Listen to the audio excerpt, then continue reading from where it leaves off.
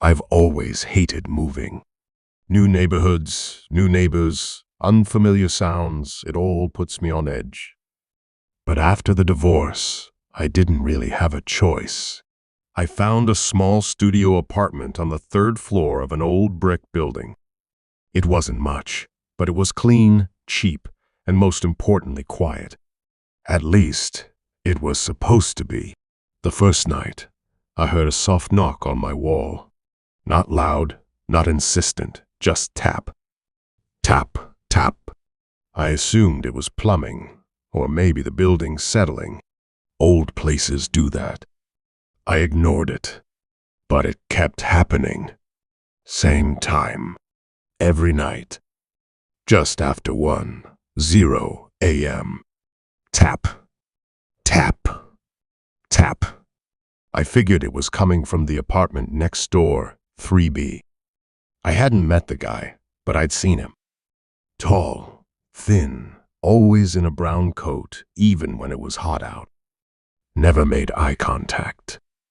One time, I passed him in the stairwell and said hi. He just kept walking like I wasn't there. One night, after 2 weeks of the tapping, I finally had enough. I knocked back. Not aggressively, just enough to say, "Hey, I hear you."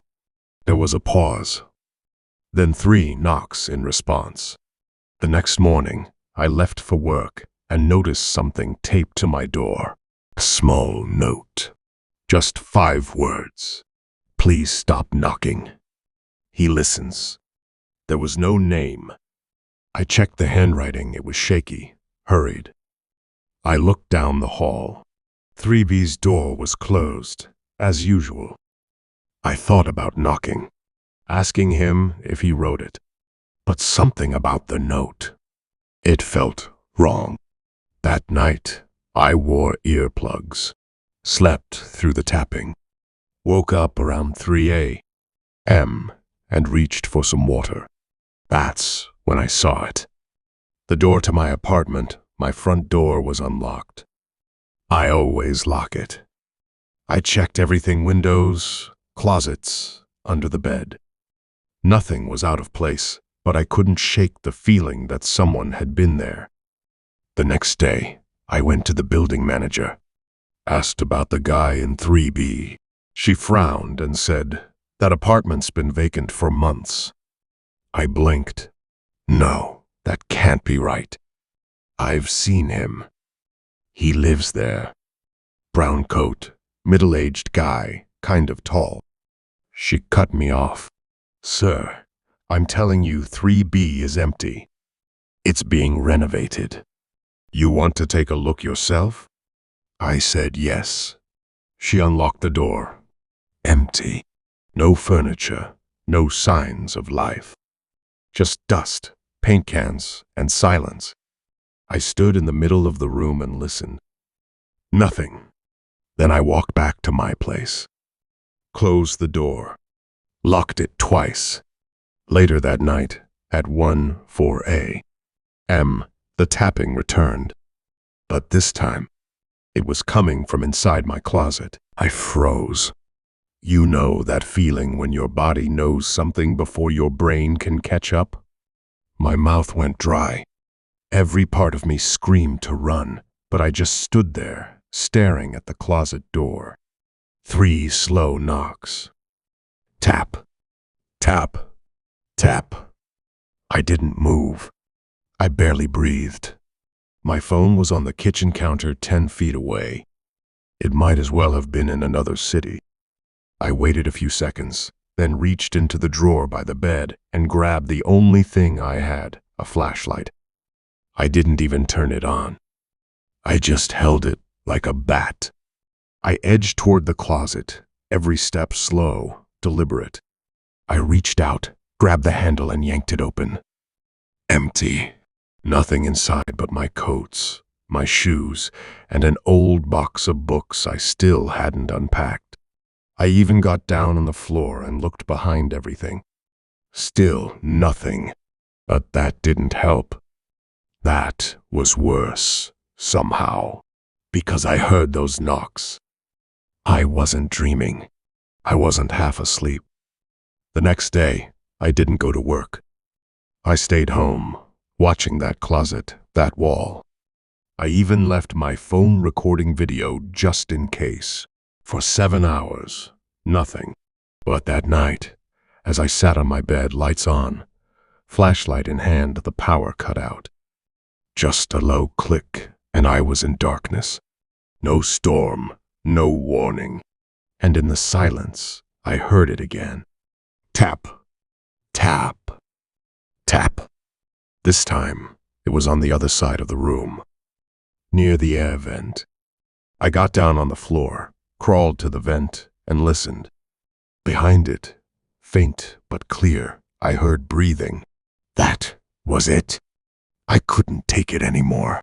I left the apartment right then, barefoot, keys in hand, heart pounding. I checked into a cheap motel and stayed there for 3 nights. Called a friend to help me break my lease. When I went back with her to get my things, we were in and out in less than an hour. I didn't even pack everything. I just wanted to be gone. The last time I saw that place, I paused in the hallway and looked at the door to 3B. There was something tucked underneath it. I walked over, picked it up. It was a photo of me, sleeping in my bed, from inside my apartment. No one's lived in 3B since, and I still don't know who taped that note to my door, or who had a key to my apartment, or how long they'd been watching me. I've moved twice since then. Different city, different job, top floor unit, triple locks.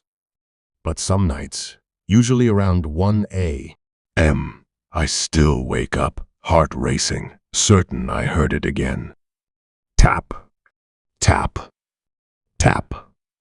And I lie there, staring at the closet door, wondering if someone ever left.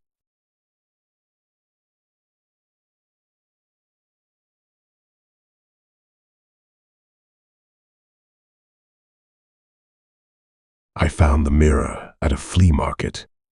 It was old, tall, probably antique. The wood frame was cracked and carved with strange little flowers, and twisting vines reminded me of the kind you see in old churches or overgrown cemeteries. The seller was this wrinkled old woman with the voice of dry leaves. "Be careful with that one," she said. "Why?" I asked. "It remembers." I laughed. Took it anyway. $50. I hung it in my hallway, right across from my bedroom door. That was my first mistake. At first, it was just little things.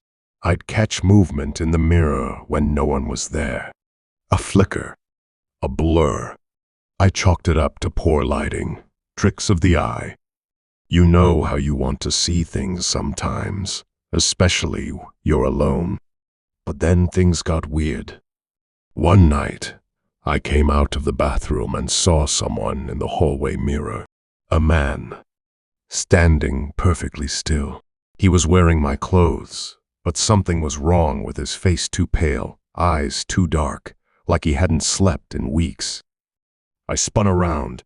No one there. I stared at the mirror. Empty now. Just me and the echo of something off. I laughed it off. Maybe sleep deprivation.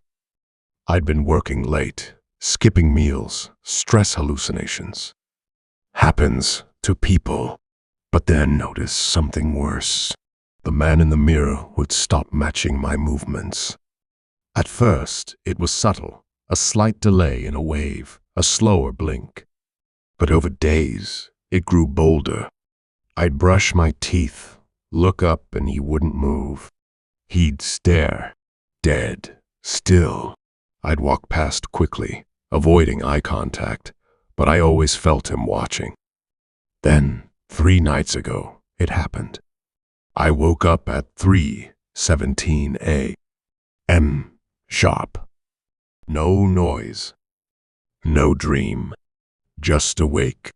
My bedroom door was open, and from my bed, I could see into the hallway. The mirror was glowing. Not bright, just enough to stand out in the dark like it had its own pale moonlight. And someone was standing in front of it. Not me. He was taller now. His mouth was stretched wider than it should have been. Not smiling. Not frowning. Just open. Like he was trying to scream, but couldn't. Then he stepped forward, out of the mirror. I swear to God, I saw the surface ripple like water, and the hallway light flickered. Just once. I shut the door, locked it, spent the rest of the night curled under the blanket like a damned child. When morning came, I ripped that mirror off the wall, dragged it down 5 flights of stairs, tossed it into the alley dumpster. But here's the thing. That night, I went to brush my teeth and caught a glimpse of something in the bathroom mirror. He was still there, smiling now.